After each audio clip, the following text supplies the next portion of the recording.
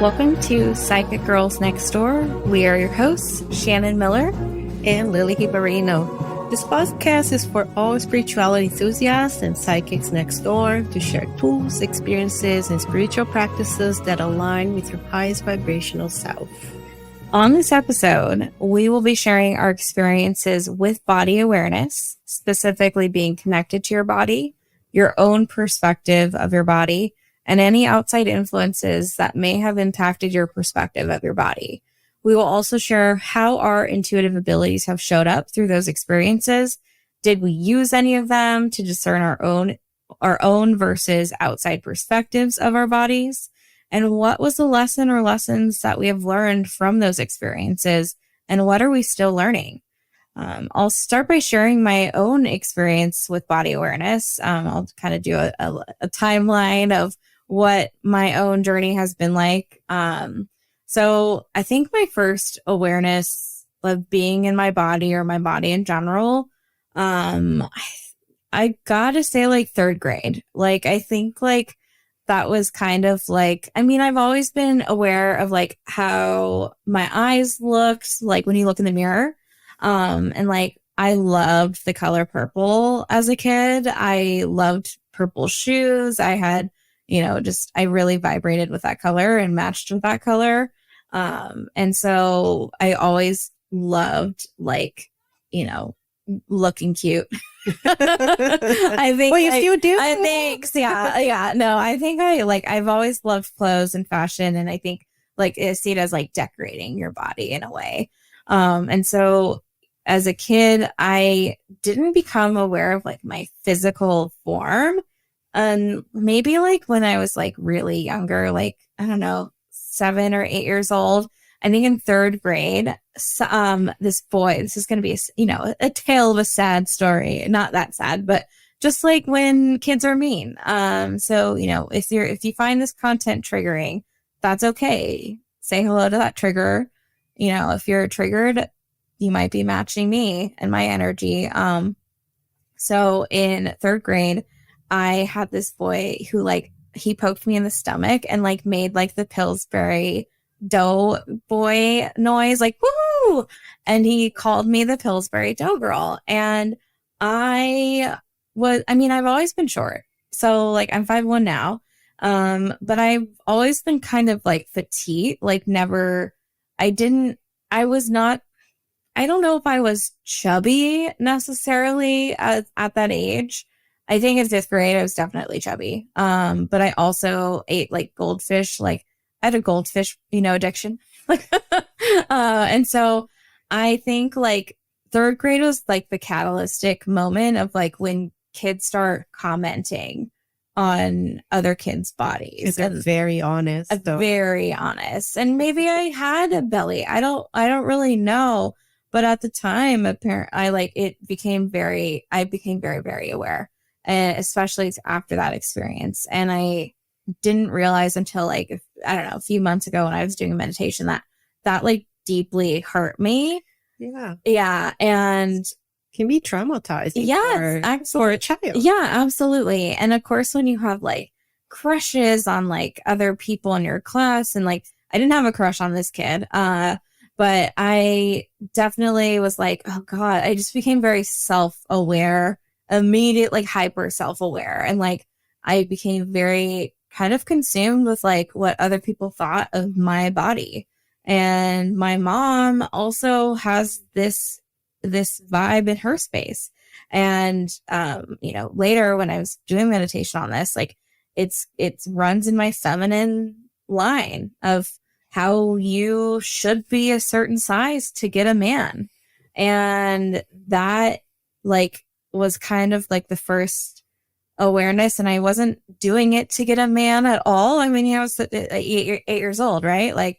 I was just playing with my friends in recess and then walking back to class when that happened. And I was this is really terrible.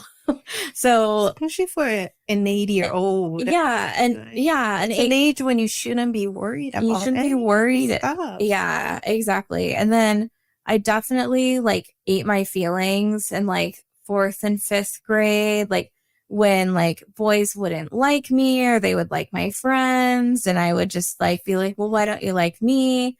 And it's a vibe. Obviously it's a vibe. Like, no, not everyone is gonna like you in that way. But I saw a lot of my friends getting like fifth grade, sixth grade boyfriends, and I was like, oh, it's probably because I'm not skinny. And I would say I definitely was chunkier in like fifth grade, but not fat. And not like, and then we can also unpack like the stigmatism behind the word fat, like, because that's also like fat is what you have on your body. Everybody has fat. Everybody, like if the physical is the perception. Exactly. The perception of fat, like fat is not a characteristic that you call a body. And then like, at least in like American society, it is. And it's like super, super, there's a lot of shame energy around it. It's toxic. Yeah. Like fat culture, it can be toxic. And I think it's shifted a lot the past couple of years of like, owning that word and like empowering, if you are in a larger body, then, fat is not as triggering and trying to like destigmatize the word fat. Right. But back when you were growing in 1998, it wasn't a thing. It was not a thing. And especially in 2000, like when I'm like looking back on the influences outside, like who was popular in 2000, like what the media was showing, like stick thin, like low-rise jeans, stick thin women, like, people who had like flat stomachs, like, no boobs. And, I went through puberty later, like in eighth grade, that's like, when I got my period or whatever. But, I would remember we did swim team growing up. So I was always active. I was always doing sports. I played basketball, even though I hated playing basketball, but my mom made us be in a sport all year long so that we wouldn't get fat. So, and I plain and simple, that's really like why she wanted us to be active. And, it was a great experience because my dad was the basketball coach, and like, it was a nice way to like spend time with him in a different way. And so him and his friend coached like a CYO basketball league when we were growing up. And so even though I hated it, like I'm not a sports gal. I'm not. Maybe I might be. And I think that's why we're friends. Yeah. I'm not you. Yeah. I'm just like not coordinated in that way, which I didn't mind swimming because it's like you can't tell that you're sweating because you're in the water. And so I really like it. That was very pivotal for me to become. And then I think like just being aware of my body and not really knowing like what that meant for me. And like, I was very externally focused. Like, and I think that was also part of why I didn't really want to feel seen either. Shame around not being skinny, and necessarily like because I was fat or chubby or whatever it was, but just shame about not being skinny and shame about not having a certain type of shape to my body.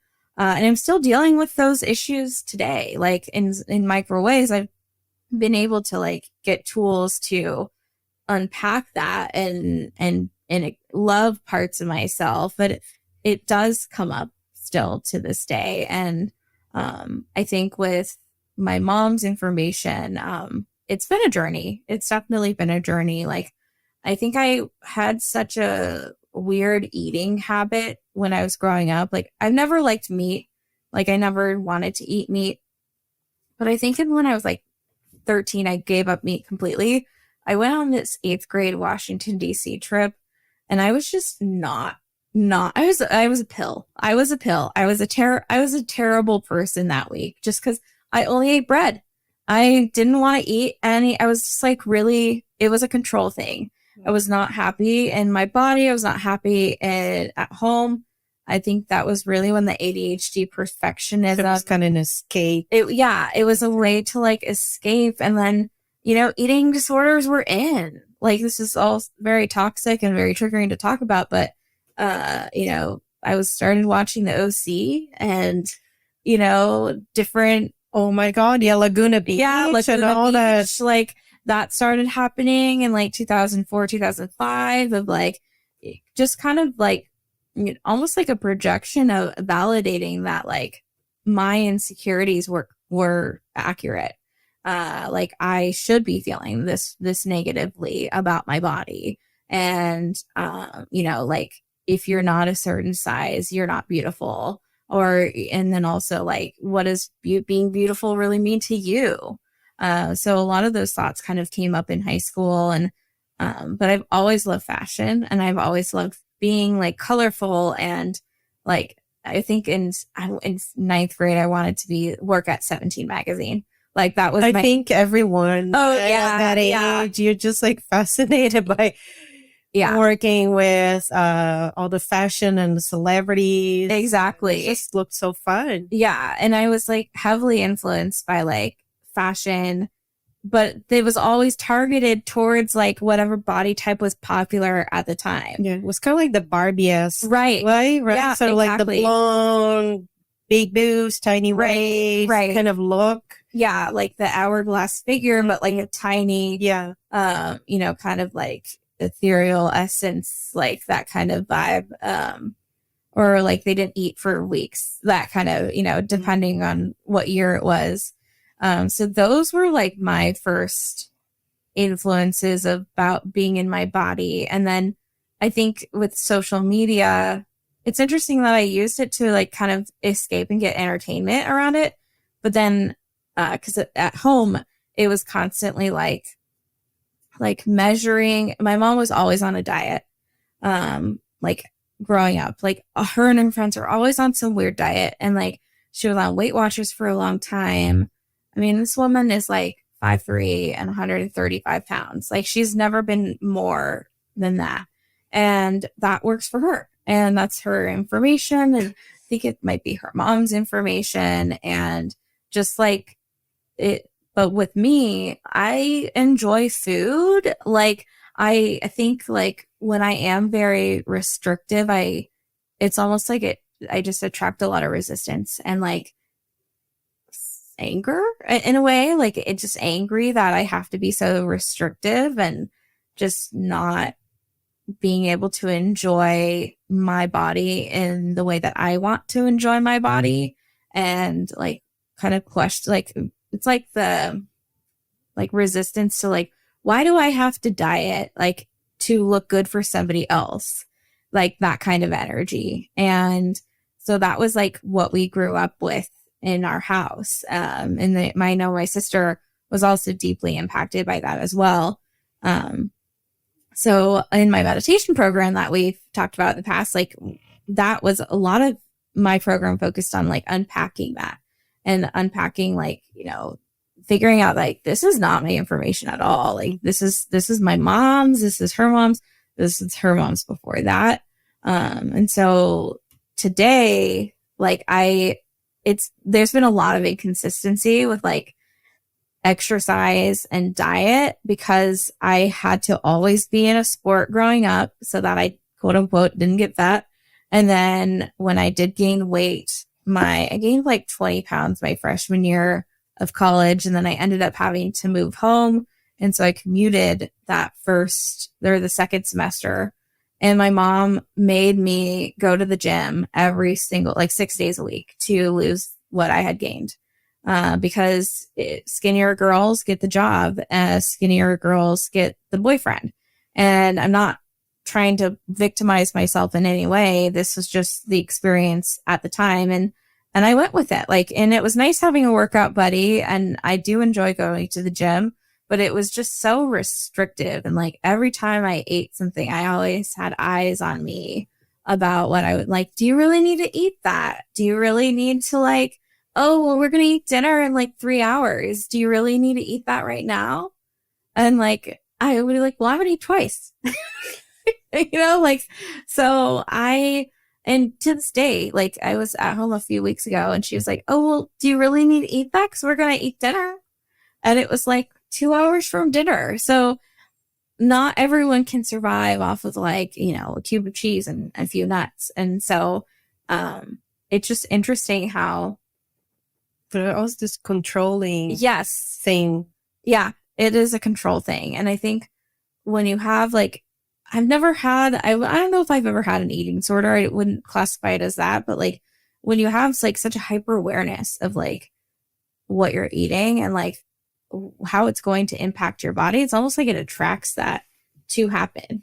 Like you're trying to prevent yourself from gaining weight or being a little bit bigger than what's societally acceptable or beautiful or whatever it is. And then you just kind of attract what you trying not to attract in a way. Because your focus, your energy is so focused on that. Exactly. That like attracts like. Exactly. Right? You're going to manifest it in a way, even if you don't mean to. And so like now I've done a lot of like, for a few months, I was really into Rumble and then the pandemic happened. But before that, I was also into boxing. I did rock climbing for a couple of years, like 4 nights a week. And I did like body rock, which is another like kind of reformer Pilates thing for 3 months at a time. But then I'll be like super hyper into it and like be like, yes, I'm going to lose all this weight.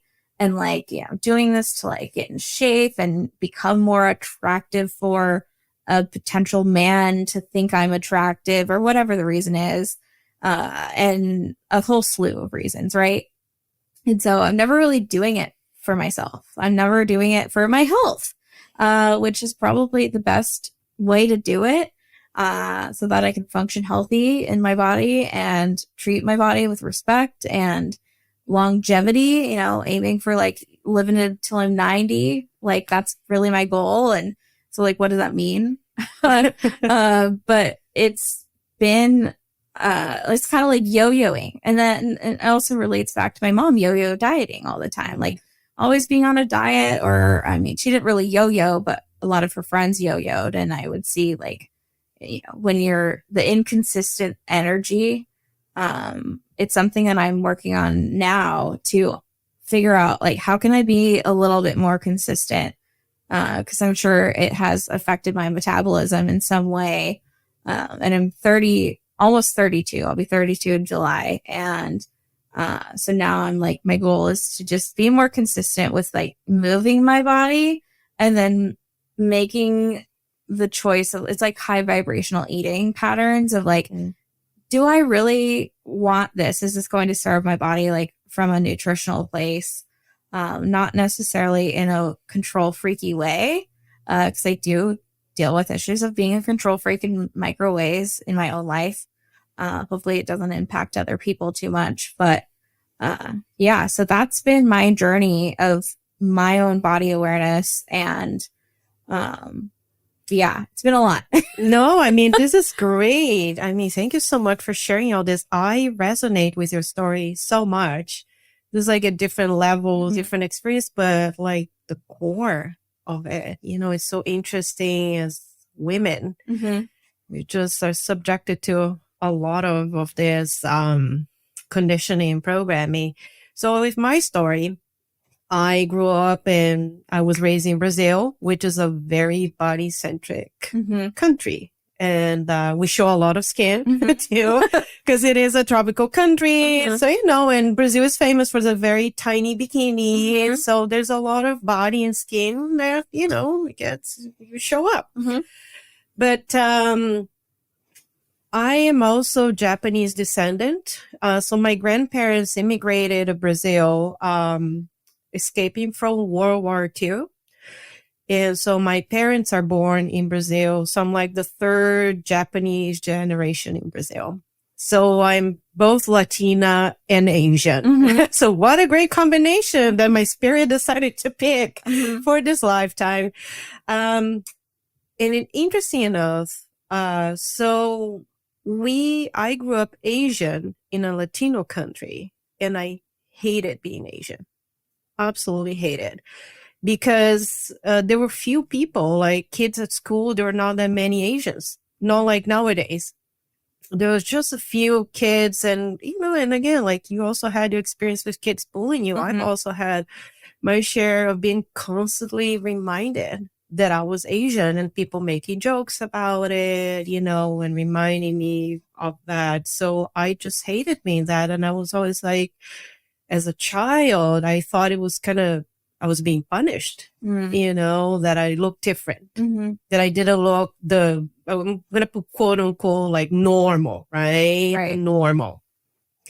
So that was that. But I started, and again, my mom was the same way too. And I think both of my mom and your mom's generation were all raised in this diet culture, right? That the body has to look a certain way, so on and so on. And then my mom also I remember going on a diet when I was maybe like 8 or 9 years old. I was a child. Yeah.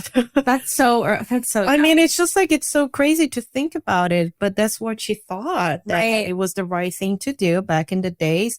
Because as we girls, we go into that age, we start getting our periods and our bodies change. And I've always been very petite and skinny until I hit that age. And I think that was probably the age I had my period and my body started changing and I started gaining weight. So I was a little bit on the considered the heavier side compared to other girls. Especially not only in Latino culture, but in Asian culture too. There's a lot of shame around being on the heavier side too. Because they, people both in Brazil and the Asian culture, they're very verbal about making comments about how your body looks. Oh, looks like you've been eating a lot, huh? That type of things. But anyways, and I also, so I'm 45 years old. So I am a little bit of a different generation than Shannon. I grew up in the 80s and 90s. And the 80s and 90s was like all those models that you would see in the magazines, right? And maybe on TV too. And so there was like a very specific look too. Back in those days, they were all very skinny. So they had a certain look back in those days. And so that was kind of all this conditioning, that was going on in my mind growing up.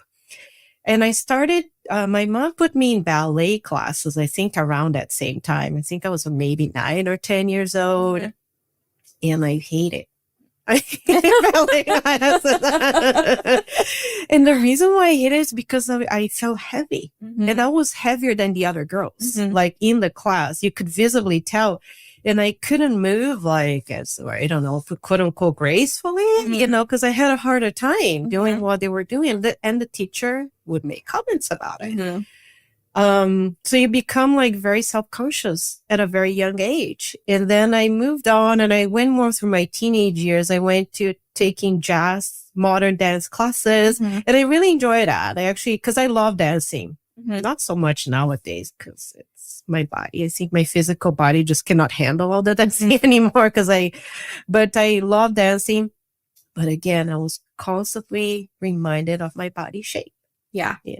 Because you were wearing like really tight, form-fitting outfits, and they would make comments about it. And it was just me becoming more and more self-conscious about my physical body. I was constantly comparing myself to other girls because if you've been to Brazil or you have any notion of Brazilian women, they are beautiful. Yeah. So it was being in that space where I was always judge myself. I'm not as beautiful as so-and-so. I mean, and again, like this outside validation, I don't attract that guy. Or I don't have a boyfriend because, like in my case, or because I'm Asian or because I'm this and that. So always like this, trying to justify, right? All those things. And so throughout the years, I myself the same way, I lost, gained weight. Also, again, this roller coaster. And I tried all sorts of diet. I can't imagine. Oh my God. I tried. And I think all of us have kind of fell into that trap, right? Yeah. You kind of like go into this crash diet, you lose like all the weight, but then a week later, you kind of like start gaining it all back again. And, so it kind of went like that throughout the years. And I want to say maybe like in 2004, 2005, I was like in my early 30s. And I kind of I went to this phase where I knew that I needed to become healthier too. So I became obsessed with working out. So I kind of like went to like this completely like an extreme of like of working out. And I became like a gym rat. I like can't see you that way at all. It's weird. Like, how long ago was it? I was like, gosh, like, oh, it's been a while. Yeah. Right? I just like at the gym, sometimes I would go twice in the day. Can you imagine? Like, I cannot even imagine doing that nowadays. I was just always at the gym. I was very restrictive too with my food. Always like worried, you know, oh my gosh, I had that extra piece of chocolate or whatever. Yeah. And then would just go into this like spiral of self-judgment and criticism. And oh my gosh, and I thought I consider myself, I would say fat, but when I look at pictures of myself back in those days, I was like a size 0. Oh yeah. I even like, smaller than that. I was like I was like really tiny. But again, I saw myself as being heavy, you know, because in my mind, I was just so conditioned to think. That's your perception. That was my perception of how my body looked. Although like when I look at it now, it's like, it wasn't that at all. Right. It's so crazy. And then I kind of maintained that way, you know, for many years until I hit like 35 years or so, because that's when also hormonal changes happen. Yeah. Within the women's body, we go into like premenopause and all that stuff. And I gained a lot of weight and I was very unhappy internally. I was going through a lot. I was unhappy with my career, where I was in my life. I was going through anxiety, panic attacks. So it was just like all of that going on. And my body was just kind of like reflecting all of this. And I think along with all of that, again, the self-judgment, the self-criticism, like, oh my God, like, why can't I lose weight? You know, and I would, again, like crash diet and all the stuff, and nothing was working. But I think for me, the change really happened when I started this meditation training, because I think it gave me an opportunity to look inside and just see, well, why is this information mine? Why do I think my body's not good enough? You know, so I started kind of like, again, unpacking to all this information, family, societal, all this conditioning, all this programming. And I mean, it's a journey, as you mentioned. Yeah. And it's, you know, it's something that ongoing too. It's ongoing. And I think it's going to be a lifetime, you know, to really unlearn all this narrative that we picked up, you know, throughout our whole lives. Yeah. Pretty much. And I started questioning a lot too. You know, I would see things in the media and see people like glamorizing, right? This standard of beauty. Right. Yeah. Right. And I was like, why? Why do people think this is beautiful? Right. Why this and that? And I think it was also because I started to be more accepting of myself. And there's an interesting concept that we learn in our psychic training, something that we call neutrality, right? And I think you've already mentioned that. So basically neutrality, it's just non-judgment. Yeah. So I started being more in that space of neutrality where, you know, you look at other people's body and my own body without judgment. And I think the more judgment that I stopped dropping against myself, I would also reflect how I would see other people's body, because I had a lot of judgment. Oh yeah, it's like a mirror. It is. It just bounces back, and you know whether you're judging yourself or other people. Exactly, and it's just so interesting. And I remember many years ago, I was dating a guy, and this guy came to me and said, "Oh, I had a dream with you when you were 5 pounds lighter," and I was devastated when he said that. Like, I know. Oh my God. I know, terrible. Right? Isn't it terrible? 5 pounds, like 5 pounds, you not even notice. I know, no. And remind you, at that day when we were dating, I was a size 0. I was like, oh hell no. I was really tiny. But me back in those days, I'm like, I would have dumped his ass so hard. I know. God. If anyone told me these days, I'll be like, I would just like shut the door and like, no, you're out. But it was so interesting because it was also like a reflection of my self-worth, right? Oh, yeah. Where I was back in those days, because I remember when he said that. And that stuck in my mind. So I remember like I went to the gym that day and I started crying as I was like on the treadmill, on the treadmill, and like, and the tears coming down, like, oh my God, I'm like, I need to lose those 5 pounds, because it became my narrative that I had to lose the 5 pounds. So I think would become validated by this guy, right? So my self-worth was a lot reflected on other people's validation. So that for me, and today looking at that, I'm like, oh, wow. Yes, there's a different level of consciousness I was in. And just looking nowadays, would I ever accept that? Oh, hell no. hell no. No. But it was kind of projecting. Right. And it was a mirror of how I was seeing myself and how I was feeling about myself, So that was like a very interesting experience just going through that.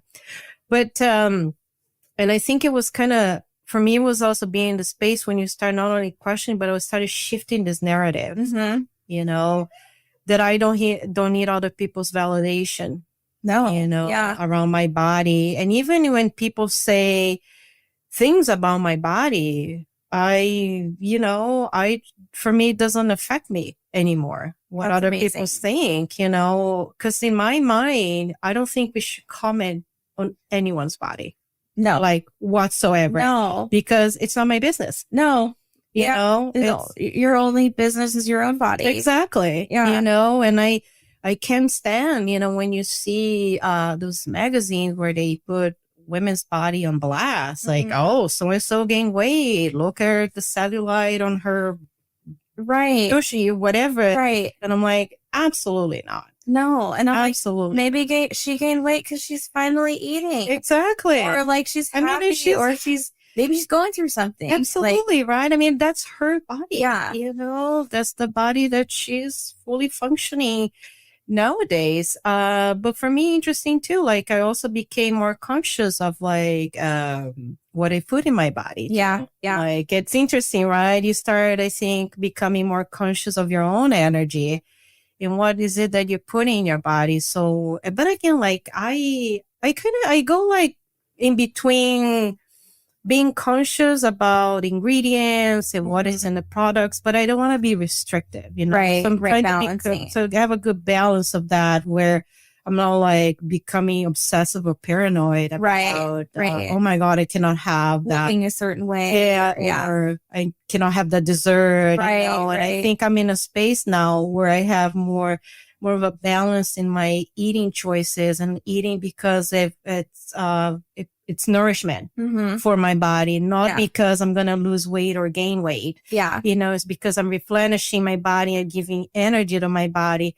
So of course, then I'll tend to eat things that are more like unprocessed, whole foods. But again, like Shannon and I, we love having our desserts. Didn't we have totally burgers, vegetarian burgers, by the way? Yeah, we're both vegetarians. Yeah. I technically am a pescatarian. I've been since I've started this. It's been 1 week, so we'll just say that. But I've been eating a lot of salmon, like maybe twice a day type of salmon situation. And so now I feel kind of salmoned out because I feel like that was a little. You had enough. That was a little extreme for me. I mean, I'm still going to eat it because it's a good source of protein.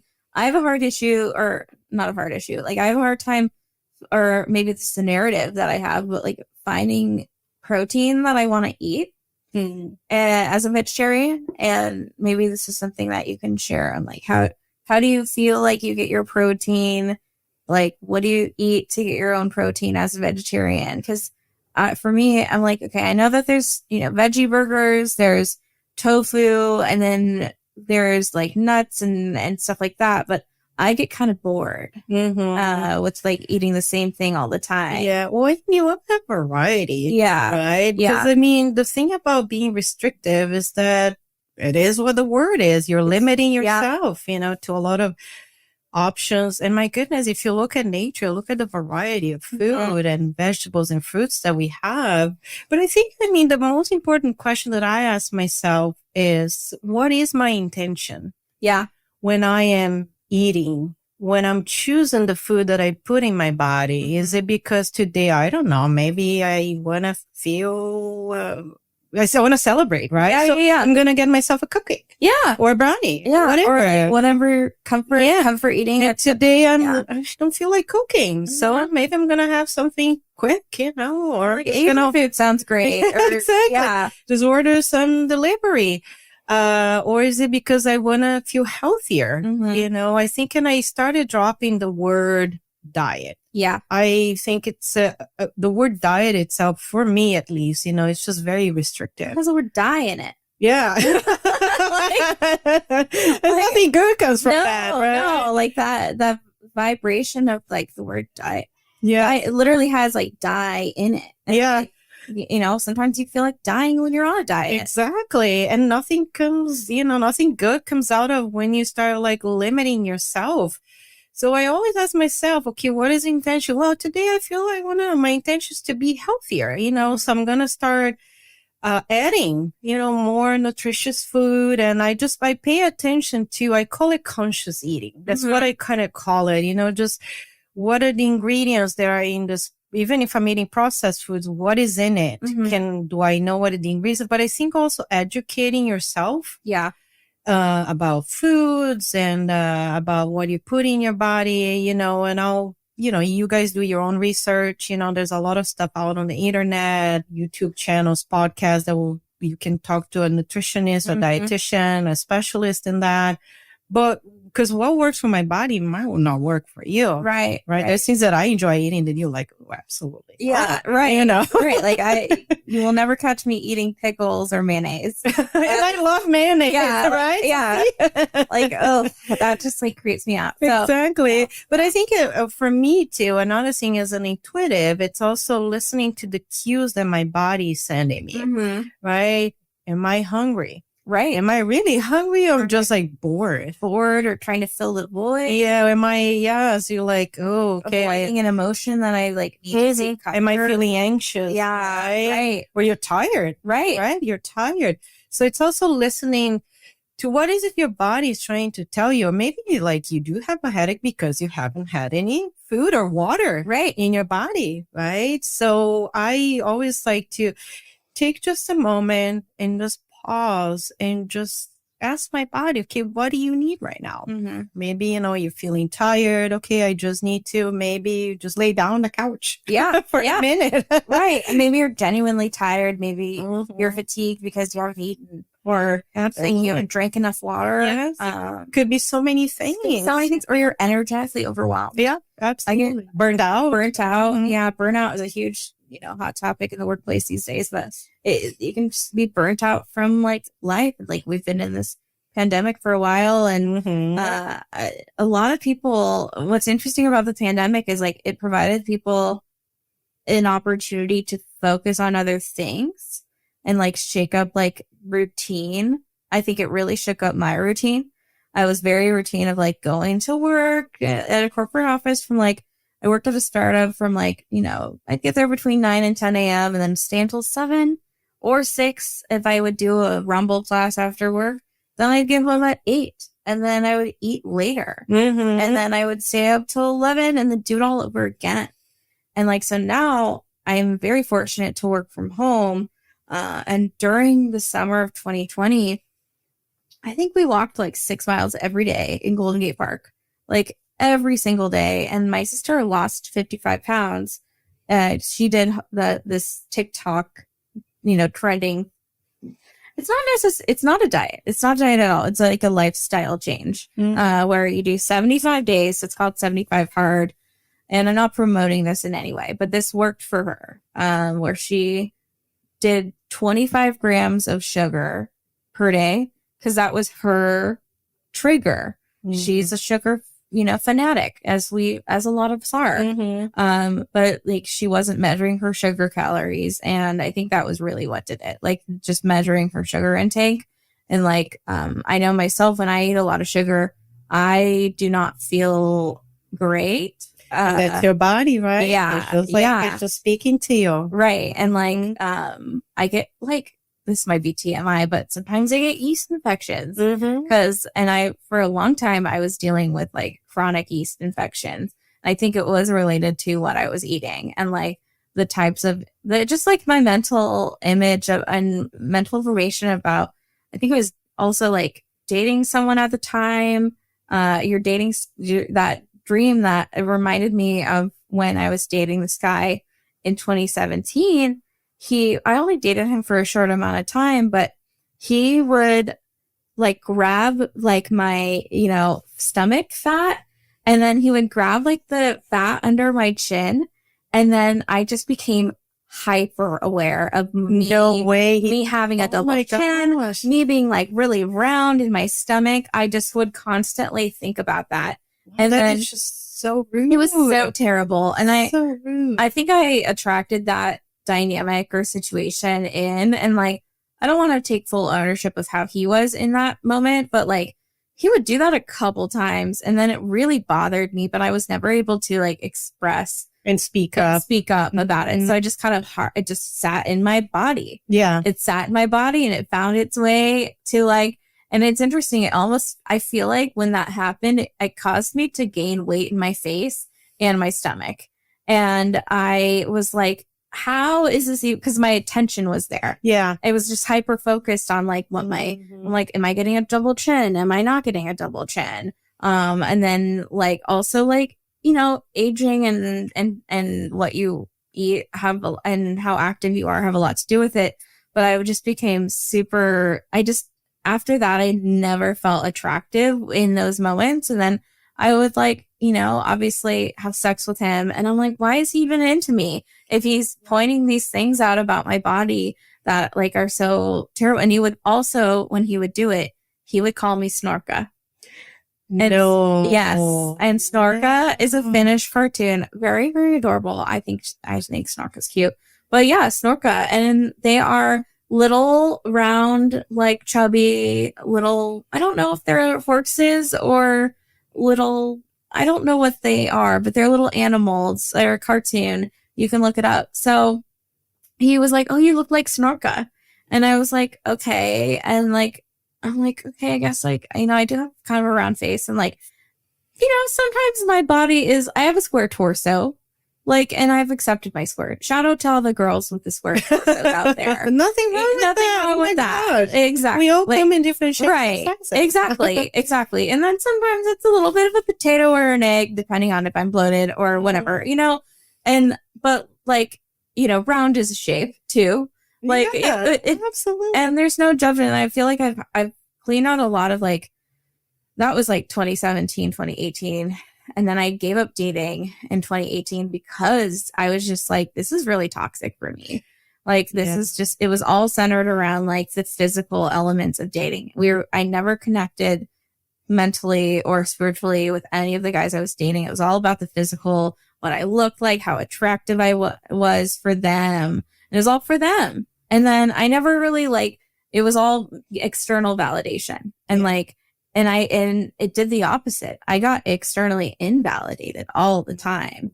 And that was like also a horrific experience, you know, the trauma that you need to unpack and clean out now. So, you know, thank you for that. But it taught you a big lesson. It did. Yeah. It taught me that I took literally a huge break in dating. Like, I'm still kind of coming out of my break. And like, I went into this like self-discovery journey. And I'm still discovering like, what does self-love mean? Self-validation mean?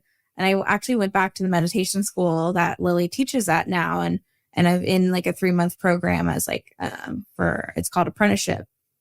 And so I've been looking specifically like, what does self-love really mean? And like, cause that's something that I've been going through.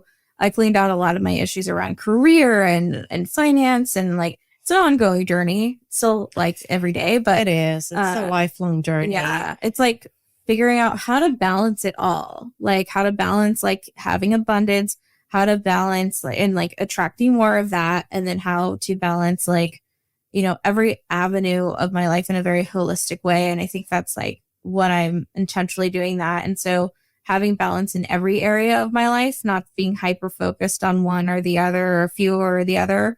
Because then that when I don't pay attention to something, it just gets bottled up and it just blows up. Mm-hmm. Or at least from my experience when dealing with it or not dealing with it.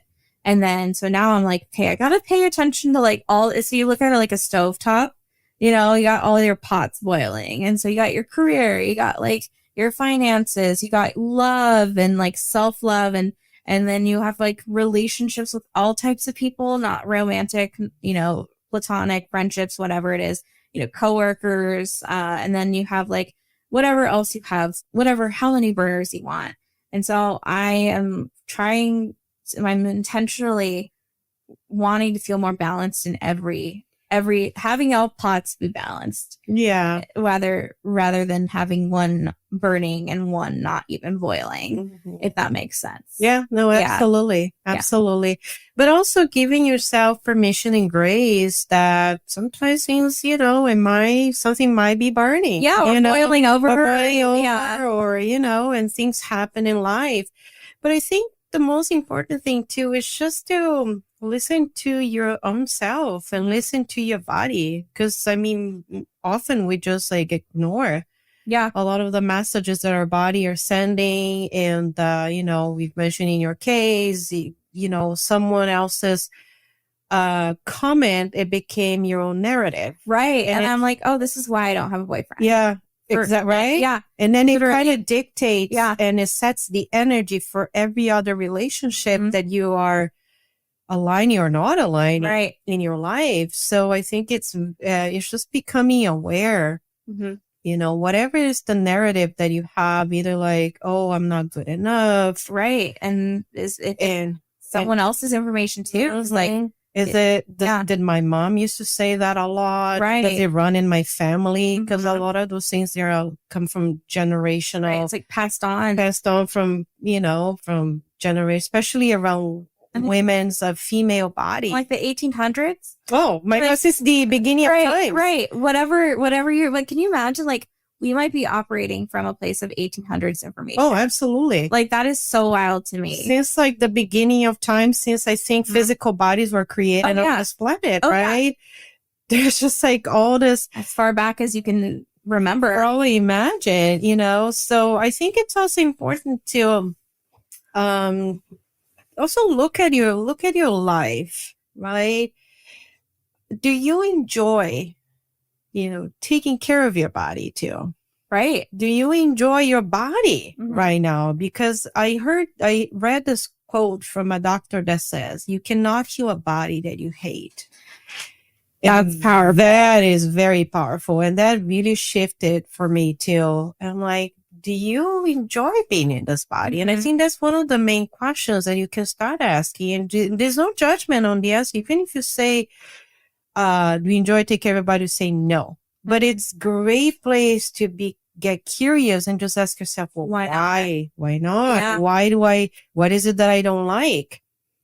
What has what has been telling me about how my body should look? Right. And things like that. Yeah. And is it you who doesn't like it, or is it someone else's information? Did somebody tell you that? Who was it? How long ago was it? Is this information still serving you? Right. That's the biggest. Most of the time it's going to say no. Yeah. This information is no longer serving. No, it's not in present time. And I think you're just taking small steps to just acknowledging, all this information and just bringing more and more things that do make you feel more connected to your body, whether it be activities. Yeah. It can be anything, doesn't have to be physical activities. It could be also mental activities. Right. Too, right. I do enjoy taking care of myself. Yeah. How do you? So tell us how you take care of yourself. I think it's like a whole thing, right? Both the physical and the mental. I think the physical, I enjoy getting massages, facials. I think especially in the pandemic too, a lot of us kind of maybe put all the stuff more in the closet, right? The back burner, even getting your nails done. Right. So now I guess we're kind of slowly returning to that space. But I enjoy working out. I do a combination of different types of exercise I find on YouTube. I don't have a specific calendar. I enjoy Pilates. I enjoy working out with weights. Sometimes I'll do a little yoga here and there. So I'm not mix it up. Very obsessed with whatever is a workout. Right. Whatever I feel like on that day, I'll just do it. Yeah. So, but it's just, finding things that you find joy, okay, now I need to take care of my mental health. Yeah. So meditation, saying no to certain things too. Yeah. For me, it's a great way to take care of myself. We should talk about just trying to say no, or just that. It's the ability to say no. That would be a good podcast. Yeah, that's a great idea. That in itself, it's a great topic. But it's just those little things that you start adding up. And I think on a day-to-day, I do ask myself when I am meditating in the morning, okay, what is my intention today? Mm-hmm. My intention today is maybe I want to be more present. Maybe I want to say hello to my body more times, you know, especially when you're kind of overwhelmed or stressed. And I've noticed that a lot this past few weeks. I was getting a little impatient at times. I'm like, oh, okay, I'm going to just take a step back. Right. You know, just kind of acknowledging that, okay, the body's trying again to say something to you. Okay, you need just to pause, take a little break, but I think it's just incorporating things that bring into giving yourself permission to bring those space more into your life. Yeah. You know, because it's a way to acknowledging too.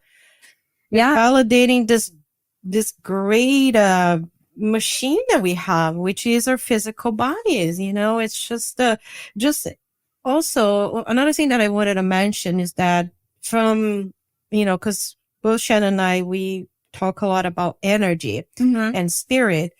So just think about it, that your spirit, before it manifests into the physical plane, it chooses a physical body, you know, so it specifically chose the body that you're in. Yeah. You know, whatever it is that your body look like. So it's just taking time to like look at your body, just acknowledging that. Validate it. Validate it. Takes care of all its needs. I mean, imagine we've been through all this pandemic, you know, and if you're still healthy today, my goodness, that's what a blessing. What a blessing and accomplishment, you know, and it keeps you moving, and it's, you know, so it's just taking a moment just to validate that. Yeah, definitely validate the body you're in. I think that's like literally, I'm in that journey of validating my body. Me too. Yeah. Me too. And then again, it's not going to be a perfect journey, because I do have times too when I look at myself in the mirror, I'm like, oh, yeah, what is this? You also grab myself in the stomach and be like, oh yeah. All this little thing. Or sometimes you put on pants and pants are a little tight. Right. Just last weekend we did our photo shoot. Like, so it's just, I'm so excited.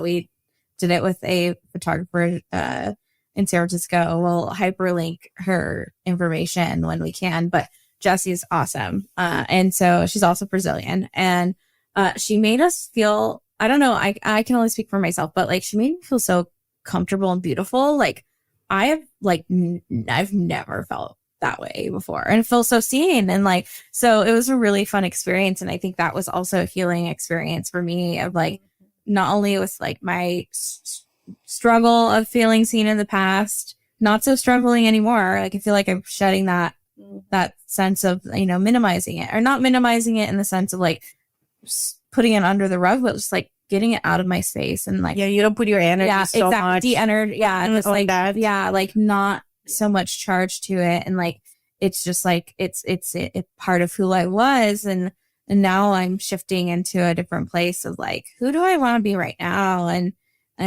especially with the body stuff, like, I've been tanning in the backyard. I don't know. It's not related to exercise or diet or anything, or like, excuse me, like, but not it's just diet, a moment that you spend with your body. Yes, right? Exactly. And I feel like some days I feel like, okay, I got a little bit too much sun or like vitamin D, but we have the peak tanning hours. And tanning culture is also a whole other thing. Like it has stigmatisms behind that. And I'm not promoting tanning culture at all, but I don't get a lot of vitamin D. And when it's sunny in San Francisco, I do. Which we don't get. It doesn't happen too often, but there are days when it's been like, 65, sunny, not too much wind. I bought some lounge chairs and I get internet from my backyard. So I will literally work from my lounge chair. I bought a pop-up laptop tent. So I didn't even know that. Yes. Oh yeah. On Amazon. Yeah. So because the laptop will get really hot in the sun, and I'm like, I love multitasking. That's like something, and And I think that's related to me having ADHD, like, being neurodivergent. Like, I love multitasking. If I can 2 birds, 1 stone it, or multiple birds, 1 stone it, I will. So I'm able to work from my backyard, and I'm like getting my vitamin D and just getting a tan and feeling great. And because I feel better when I'm in the sun. And there's something very healing about the sun. Absolutely. And I think I don't know if people talk about it enough. I want to talk about it all the time now that I've been in the sun for like multiple days. But I can't explain enough. Like, I am totally a sun child, and that's been helping. And then getting out, and I've been just being outdoors, getting outside. Yes. Yeah. Definitely being outside, either if it's not like in nature, Right. but just even a walk in your neighborhood, like going around the block. Yeah, they talk about the hot girl walk. I'm a big TikTok fan. Like the hot girl walk, whether it's like walking on the treadmill, ideally walking outside, because then you can connect with nature and you connect with yourself, your earth energy, and that's very body related. And like when you're channeling your earth energy, and it's nice to like go. You can listen to. Hey, maybe you're listening to this podcast on your walk. Hey, I mean, the we hot love girl that. walk, or we love that. like, and a hot girl walk is not a female or like feminine oriented thing. You can be a man and go on a hot girl walk. Like, it is a phenomenon. It's a powerful walk. It's a powerful walk. It's a self-care walk. And I think like that's been helping me. And then I bought an elliptical. I still need to set it up. I bought like a few workout machines because I do really want to focus on like integrating like more movement into my life, even if I can't get outside.